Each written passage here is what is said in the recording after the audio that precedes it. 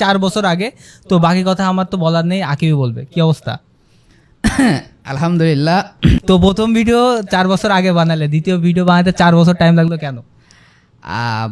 আজ থেকে 4 বছর আগে আমরা হচ্ছে প্রথম পডকাস্ট করছিলাম না, সেটা হচ্ছে যে একটা মাঠের ভিতরে, আমাদের এত স্টুডিও ছিল না, এখন ছিল না, যতটা অ্যাবিলিটি হয়েছে কিছুই ছিল না এমনকি। তবে একটা জিনিস কমন ছিল যে আমি আর তুমি ছিলাম, সাথে আমাদের রতন ভাই ছিল।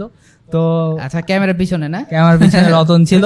তো তখন আমাদের একটাই ক্যামেরা ছিল, একটাই মাইক ছিল। আচ্ছা। আর এখন আমাদের 2টা ক্যামেরা হয়েছে, অনেকগুলো মাইক হয়েছে। যাই হোক, শুরু করছি।